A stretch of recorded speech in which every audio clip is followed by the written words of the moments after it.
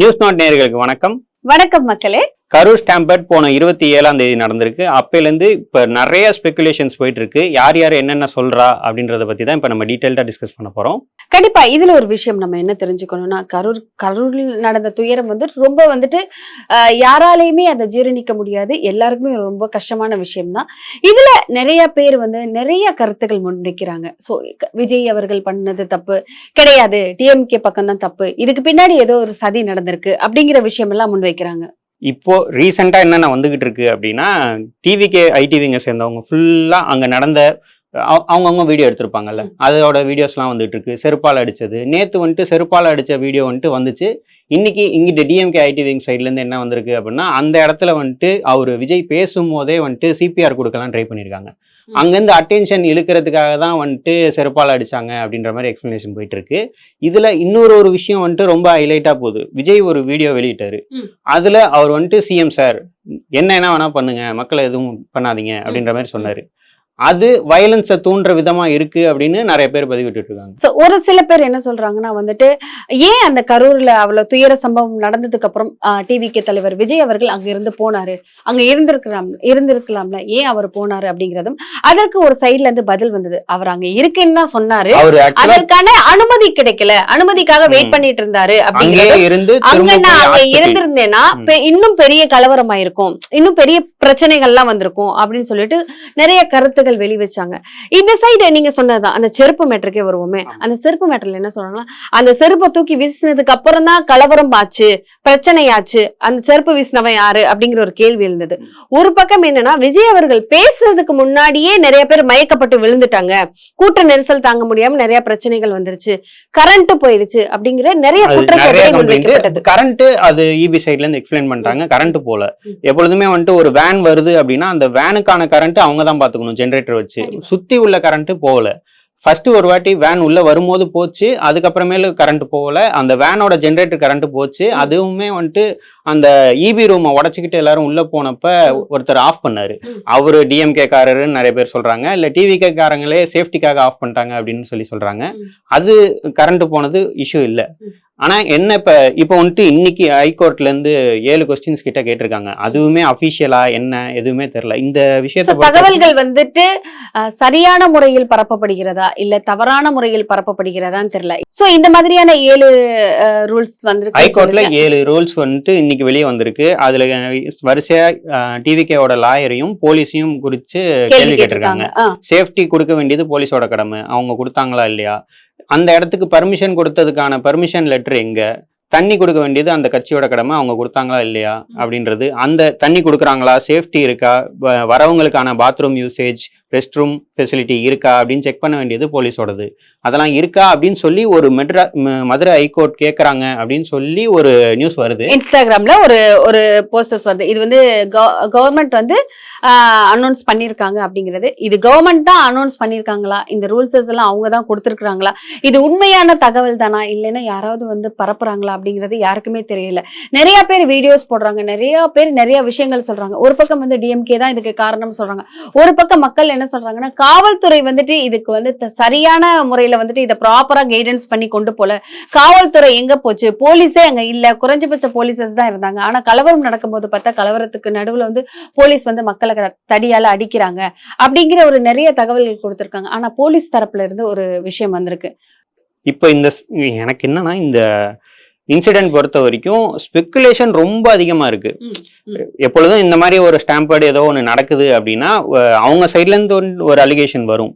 ஆனா இந்த வாட்டி எல்லா சைட்ல இருந்தும் இப்ப செருப்பு போட்டது ஒரு வீடியோ வருதுன்னா அதுவுமே 2 சைடா போகுது. ஆமா, இந்த மாதிரி போலீஸ் சைட்ல இருந்து என்ன கொடுத்துருக்காங்க அப்படின்னா, எங்களுக்கு சொன்னது 10,000, ஆனா நாங்க ஏற்பாடு பண்ணது 20,000 கெப்பாசிட்டி தாங்கக்கூடியதுதான், ஆனா அதையும் மீறி எங்களால கண்ட்ரோல் பண்ண முடியாத அளவுக்கு கூட்டம் வந்துச்சு அப்படின்னு சொல்லி அவங்க மூடிட்டாங்க. ஆனா எப்பொழுதுமே சிபிஐ ரிப்போர்ட் படி ஒரு இடத்துல ஒரு ஈவென்ட் நடக்க போகுது, போலீஸ் அதுக்கு ஏற்பாடு பண்ணும் அப்படின்னா 10,000 பேருக்கு அவங்க பர்மிஷன் கேக்குறாங்கன்னா அவங்க 30,000 பேருக்கு ஏத்த மாதிரி தான் இடம் கொடுப்பாங்க. கண்டிப்பா இது எல்லா இடங்களிலும் நடக்கக்கூடியதுதான். இப்ப முழுக்க முழுக்க காவல்துறையவே நம்ம குற்றம் சொல்ல முடியாது. அங்க வந்துட்டு நேரம் தாமதம், விஜய் அவர்கள் நேரம் தாமதமா வந்ததுனாலதான் இந்த மாதிரியான ஒரு கலவரம் ஏற்பட்டிருக்கு, இவ்வளவு உயிரை நம்ம இழந்திருக்கோம் அப்படிங்கிற குற்றச்சாட்டுகளும் வைக்கப்படுது. நிறைய பேர் வந்துட்டு கருத்துக்கள் வெளியே சொல்லிட்டே இருக்கிறாங்க. ஓ இது நடந்தது, இந்த இடத்துல வந்து கும்பல் ஒரே செருப்பு எந்த பக்கம் இருந்து வீசப்பட்டதோ அந்த பக்கம் இருந்த மக்கள் மட்டும்தான் வந்துட்டு இறந்து போயிருக்கிறாங்க அப்படிங்கறதும் வெளியே சில வீடியோஸ் எல்லாம் வந்திருக்கு. நீங்க பாத்தீங்களா என்ன தெரியல, வெளியே உட்கார்ந்து பேசிட்டு இருந்தவங்க அவங்கள ஸ்ட்ரக்சர்ல உள்ள கொண்டு போனாங்க, அவங்க இறந்து போயிட்டாங்க அப்படின்னு சொல்லிட்டு அதெல்லாம் எந்த விதத்துல உண்மை எந்த விதத்துல பொய் அப்படிங்கிறது தெரியல. மக்கள் இதுல இருந்து நாங்க என்ன சொல்ல வரோம்னா, எல்லாத்தையுமே நம்பாதீங்க. சோ வர எல்லாமே நம்ப கூடாது. யாரு வேணாலும் இஷ்டத்துக்கு எல்லாமே போட்டுட்டு இருக்காங்க, எல்லாத்தையும் நம்பிட்டு அவங்கவுங்க கருத்துக்களை முன்வைக்கிறீங்க. என்ன நடந்திருக்கு அப்படிங்கிறது கவர்மெண்ட் தான் இதுக்கு என்ன நடவடிக்கை எடுக்கணும் நடவடிக்கை எடுத்து இதுல என்ன நடந்திருக்கு அப்படிங்கறத தெளிவா சொல்ல முடியும். ஆனா இந்த இன்சிடென்ட் பொறுத்த வரைக்கும் எல்லாருமே தனித்தனியா வீடியோஸ் பண்ணிட்டு இருக்காங்க. சத்யராஜ்லாம் இது வரைக்கும் பேசி இந்த மாதிரியான ஒரு ஈவெண்ட்டுக்கு எங்கேயாவது போய் பேசுவாரு. அவர் சொல்லியிருந்தாரு தவறு வந்து தெரிந்துதான் நடந்திருக்கும், தெரியாம நடந்திருக்காதுன்னு. ஒரு வீடியோ பாத்தீங்களா, விஜய் அவர்கள் வண்டியில வந்துட்டே இருக்காங்க. இதுல முழுக்க மக்களுக்கும் பொறுப்பு இருக்குங்க.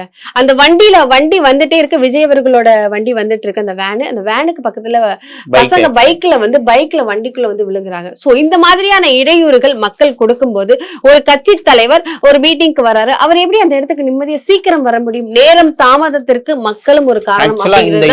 வந்துட்டு ஒரு விதத்துல தவிர்த்திருக்கலாம். எப்படின்னா விஜய் வந்துட்டு அந்த கரூர்ல அந்த பகுதியில் தான் பேச போறாரு. ஆனா அவர் ஏர்போர்ட்ல இருந்து வர வரைக்குமே வந்துட்டு கிரௌட் இருக்கு.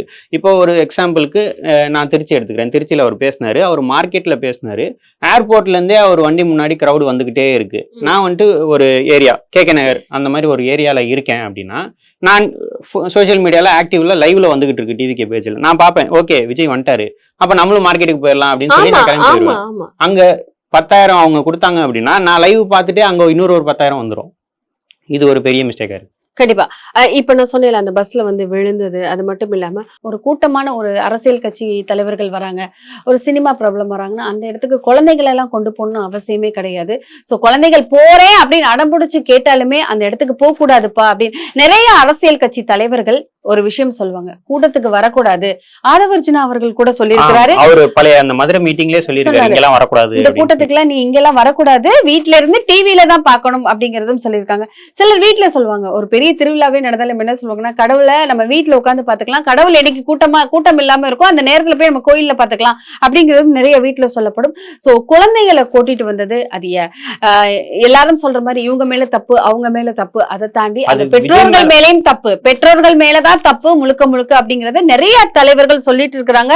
சோ என்னோட கருத்தும் அதுதான், பெற்றோர்கள் மேலதான் தப்பு. விஜய் மாதிரி ஒரு பெரிய ஸ்டார் வரும்போது அவரை பார்க்கணுன்ற ஆர்வம் எல்லாருக்குமே வந்துரும். குழந்தைங்க கேக்குறாங்க அப்படின்னா, இப்ப எனக்கு தெரிஞ்ச ஒருத்தர்லாம் வந்துட்டு கில்லி படத்துக்காக கையை எடுத்துக்கிட்டவங்க எல்லாம் இருக்காங்க. எனக்குமே தெரியும், அவங்கள கில்லி படம் பார்க்கணும்னு சொல்லிட்டு கையெடுத்து அப்பதான் என்ன கூட்டு போலாம் கையெடுத்துக்கிட்டேன்றவங்க எல்லாம் இருக்காங்க. ஆனா அந்த கிரேஸை நம்ம தான் கண்ட்ரோல் பண்ணணும். இல்ல அது உனக்கான இடம் இல்ல, நீ அங்க வர தேவையில்ல அப்படின்னு சொல்லணும். சொல்றது அவங்களோட கடமை தான். இப்ப சரி ஓகே பையன் கேக்குறான் அப்படின்னு கூட்டிட்டு போயிட்டா உங்க பையன் சேஃபா இருக்கலாம், மேபி இன்னொரு பையன் இறந்துட்டான்ல, அது கூட்டம் காரணம் தானே. இதுல இன்னொரு விஷயம் என்னன்னா, கூட்டத்துக்கு பார்க்க வந்தீங்க, இந்த மாதிரியான பிரச்சனை நடந்துருச்சு, கண்டிப்பா வந்து கூட்டத்துக்கு குழந்தைகளை தூக்கிட்டு வந்தாலும் இந்த மாதிரியா தான் நடக்க முடியும். அதுல ஒரு குழந்தை இழந்த தந்தை ஒருத்தவர் சொல்லியிருந்தாரு, என்னைய கமெண்ட்ஸ்ல பயங்கரமா திட்டுறாங்க அப்படிங்கிறத சொல்லியிருந்தாரு. அவருக்காக ஒரு விஷயம் சொல்றேன், கமெண்ட்ஸ்ல யார் பேசுறாங்க அதெல்லாம் பார்க்க கூடாது. சோ நம்மளுக்கு என்ன தோணுதோ அதை தான் நம்ம பார்த்துட்டு போயிட்டே இருக்கணும். ஆனா அந்த மெச்சூரிட்டி எல்லாருக்குமே இருக்குமான்னு தெரியாது. ஏன்னா இந்த ஆன்லைன்ல வந்துட்டு டிஎம்கேவோட ஐடி விங்குமே ஸ்ட்ராங்கா இருக்காங்க, டிவிகேவோட விர்ச்சுவல் வாரியர்ஸுமே பயங்கர ஸ்ட்ராங்கா இருக்காங்க. யார் எதை சொன்னாலும் வந்துட்டு கமெண்ட்ல போயிட்டு தாக்குறாங்க. எனக்கு என்னன்னா டிஎம்கே அவங்கள பத்தி நம்ம என்ன சொல்றது அது தெரியல, அது ரொம்ப பழைய கட்சி, அதனால அவங்க இப்ப கொஞ்சம் மெச்சூரா நடந்துக்கிறாங்க. அவங்க முன்னாடி மெச்சூர் கிடையாது, இப்ப கொஞ்சம் மெச்சூரா நடந்துக்கிறாங்க. டிவிக்கே பயங்கரமா தாக்குறாங்க. என்னன்னா ஒருத்தர் ஒரு விஷயம் பேசுறாரு அப்படின்னா அது உடனே அவர் வந்துட்டு அந்த சைடு தான், இந்த சைடு இருக்கணும் இல்லைன்னா அந்த சைடு இருக்கணும், நடுவில் ஆளுங்களே இருக்க மாட்டாங்கன்னு அர்த்தம் கிடையாது. இப்ப என்ன ஒருத்தருக்கு டிவிகே பண்றது பிடிக்கல அப்படின்னா டிவிகே பண்றது பிடிக்கலன்னு சொல்றாருன்னா அவர் உடனே டிஎம்கே தான் அப்படின்னு நம்ம முடிவு மாத்தி பண்ண மாத்தி முடியாது. நம்மளே முடிவு பண்ணிக்க முடியாது. இப்ப இன்னொரு கேள்விகள் வருது. என்னன்னா, மணிப்பூர்ல பெரிய ஒரு பிரச்சனை நடந்தது. நார்த்ல நிறைய பிரச்சனைகள் நடந்தது. அங்கெல்லாம் வந்து பிஜேபியில இருக்க முக்கிய தலைவர்கள்லாம் போய் நேரடியா பார்க்கல. இங்க வந்துட்டு கரூர்ல நடந்த துயரத்துக்கு மட்டும் எப்படி எல்லாருமே வந்தாங்க? அப்படிங்கிற ஒரு கேள்வி எழுகுது. அதுல செந்தில் பாலாஜி அவர்கள் அங்க எப்படி போனாரு? அன்பில் மகேஷ் பொய்யாமொழி அவர்கள் எப்படி போனாரு? சோ எல்லாரும் ஸ்பாட்டுக்கு எப்படி போனீங்க? அப்படிங்கிற நிறைய கொஸ்டின்ஸ் வந்துட்டே இருக்கு. கேள்விகள் கேட்க கேட்க வந்துட்டு நிறைய பக்கத்துல இருந்து ராங்கான ஆன்சர்ஸும் வரும், சரியான ஆன்சர்ஸும் வரும். மக்கள் வந்துட்டு எது சரி அப்படிங்கறத தான் பார்த்து அவங்க தான் புரிஞ்சுக்கணும். எல்லா பக்கத்துல இருந்தும் கருத்து வைக்க தான் சொல்லுவாங்க. இப்போ ஒரு ஆள் வந்துட்டு விஜய் அவர்களுக்கு வந்துட்டு இந்த மாதிரி நடந்திருக்கலாமோன்னு கேட்டா அதுல வந்துட்டு வார்த்தைகள் வருது. இவர் வந்து அனில் குஞ்சுப்பா அப்படின்னு வருது. ஒரு பக்கம் டிஎம்கேக்கு வந்துட்டு இந்த மாதிரி அவங்க பண்ணது சரிதானே அப்படின்னு சொல்லும்போது ஊபிப்பா 200 ரூபாய் கிரெடிட் ஆயிடுச்சு அப்படிங்கிற தகவலும் வருது. கமெண்ட்ஸ்ல வரத்தான் செய்தது நம்ம பார்த்துட்டு இல்ல இது ஒரு லெவலுக்கு மேல பார்க்க போனா ஜோக் மாதிரி ஆயிருது. இதை வச்சே காமெடி வீடியோஸ் வருது, இந்தி டப் வருது. ஆமா கரூர்ல என்ன நடந்துச்சு அப்படின்றத ஒரு இந்தி எக்ஸ்பிளைனர் வீடியோ இப்ப நான் பார்த்தேன். சோ இது வந்துட்டு இன்டர்நேஷனலா இருக்கு. எல்லா கட்சியுமே வந்துட்டு இந்த சிச்சுவேஷனை அவங்க யூஸ் பண்ணிக்கிறாங்க. டிஎம்கேவே எடுத்துக்கிட்டாலும் அவங்க இவ்வளவு ஸ்பீடா ரியாக்ட் பண்ண மாட்டாங்க. அடுத்த நாள் ஒரு அறிக்கை வரும், ஒரு நிவாரணம் வரும். ஆனா இவ்வளவு ஸ்பீடா இவங்களும் ரியாக்ட் பண்றாங்க. பிஜேபியும் இவ்வளவு ஸ்பீடா வருது. இதுல வந்துட்டு நிறைய நடிகர்கள் இருக்கட்டும், நிறைய சின்னத்திரை நடிகர்கள் வந்துட்டு டிஎம்கேக்கும் சப்போர்ட் பண்ணி பேசியிருக்காங்க, டிவிகேக்கும் சப்போர்ட் பண்ணி பேசியிருக்காங்க. நேத்து அசீம் அவர்கள் வந்துட்டு விஜய் அவர்களை கைது பண்ணியே ஆகணும் அப்படின்னு சொல்லிட்டு முழுக்க முழுக்க விஜய் அவர்களுக்கு அகென்ஸ்டாவே பேசியிருக்காரு. சிஎம்மா இருக்க தகுதி இல்ல அப்படின்லாம் பேசியிருக்காரு. ஆனா எனக்கு என்ன டவுட் அப்படின்னா, இந்த விஷயத்த பத்தி யாரும் ஸ்பெகுலேஷனை கிளப்பாதீங்க அப்படின்னு சொல்லியாச்சு. அசீம் வந்துட்டு சிஎம்மா இருக்க தகுதி இல்ல அப்படின்ற அளவுக்கு தாக்கி பேசியிருக்காரு. இவரு பேசினது வந்துட்டு கரெக்ட் தானா, இல்ல இவர் மேலேயும் எதுவும் ஆக்ஷன்ஸ் எடுப்பாங்களா தெரியல. நேத்து இப்படிதான் தியேட்டர்ல ஒரு தம்பி வந்துட்டு விஜய் அவர்களுக்கு சப்போர்ட் பண்ணி இது என்னோட வண்டி தான், முடிஞ்ச வீட்டு பக்கம் வாங்க, வீட்டு பக்கம் வந்து பேசுங்க சொல்லிட்டு ரோஹிணி தியேட்டர்ல ஒரு பெரிய இன்சிடென்ட் நடந்திருக்கு. அவரு இப்ப அரெஸ்டும் ஆயிட்டாரு. அதுக்கப்புறம் இந்த போஸ்டர் ஒட்டின இஷ்யூஸ் எல்லாமே போயிட்டு இருந்தது. அது அபிஷியலா என்ன அப்படின்றது தெரியல. இந்த விஷயத்துல எதுவுமே அபிஷியல் தான் அப்படின்னு எங்களாலேயே கன்ஃபார்ம் பண்ண முடியல. மாணவர் சங்கம் சொல்லி போஸ்டர் ஓட்டின டிஎம்கே மாணவனை டிவிகேவை சேர்ந்தவங்க மிரட்டி இருக்காங்க, கொன்றுவேன், வார்த்தையா கொன்றுவேன் அப்படின்னு இருக்காங்க. அவர் நிஜமாலுமே இறந்து போயிருக்காரு. இப்ப இந்த வயலன்ஸ் வந்துட்டு டிவிகே காரங்க தானா அப்படின்னு சொல்லி ஒரு டவுட்ல இருக்காங்க. அவங்கள அரெஸ்ட் பண்ணிட்டு இருக்காங்க. சோ மக்கள் ரொம்ப தெளிவா இருக்கணும். நிறைய பேர் நிறைய வதந்திகளை பரப்புவாங்க. இவர் இறந்து போயிட்டாரு, இவர் வந்து டிஎம்கேனாலதான் இறந்து போயிட்டாரு, அச்சோ இந்த பக்கம் இவங்க இறந்து போயிட்டாங்க, இதுக்கு காரணம் வந்து டிவிகே தான். சோ விஜய் அவர்களை அரெஸ்ட் பண்ணணும். ஸ்டாலின் அவர்கள் என்ன பண்ணிட்டு இருந்தாரு, டெப்டி சிஎம் அவர்கள் என்ன பண்ணிட்டு இருந்தாரு, இவர் எதுக்கு இந்த நேரத்துல இங்க வந்தாரு, இவர் எதுக்கு அங்க போனாரு, யாரு வேணாலும் என்ன அவதூறு வேணாலும் பரப்பலாம், யாரு வேணாலும் என்ன வேணாலும் பேசலாம். எல்லாத்தையும் மக்கள் நம்பவே கூடாது. இறந்து போனது நம்மளோட உயிர்கள். அந்த குழந்தையை இழந்த அப்பாவுக்கு தான் தெரியும் அந்த வலி, மனைவி இழந்த அந்த கணவருக்கு தான் தெரியும் அந்த வலி. அந்த உயிரெல்லாம் போயிருக்கலாம், அந்த வீட்டுல இருக்கவங்களுக்கு தான் தெரியும். ஒரு வீட்டுல ஒரு ஆள் இல்லைன்னா எவ்வளவு பெரிய இழப்பு அப்படிங்கிறது அவங்களுக்கு தான் தெரியும். மக்களே எல்லாத்தையுமே நம்பாதீங்க. சோசியல் மீடியால வரதாக இருக்கட்டும், செய்திகளில் வரதாக இருக்கட்டும், எல்லாமே உண்மை கிடையாது. இதை ஷார்ட் ஃபார்மா சொல்லணும் அப்படின்னா, ஆன்லைன்ல நீங்க பாக்குறது எல்லாமே வந்துட்டு உண்மையா பொய்யா அப்படின்னு சொல்லி தெரியாது. நீங்க பாருங்க, அதை கடந்து போயிருங்க. இதை வச்சு நீங்க போயிட்டு வேற எங்கேயும் வந்துட்டு நான் டிவிகே நான் டிஎம்கே அப்படி இப்படின்னு எந்த சண்டையும் போடாதீங்க. இந்த விஷயத்த கவர்மெண்ட் பாத்துக்கிட்டோம். கண்டிப்பா.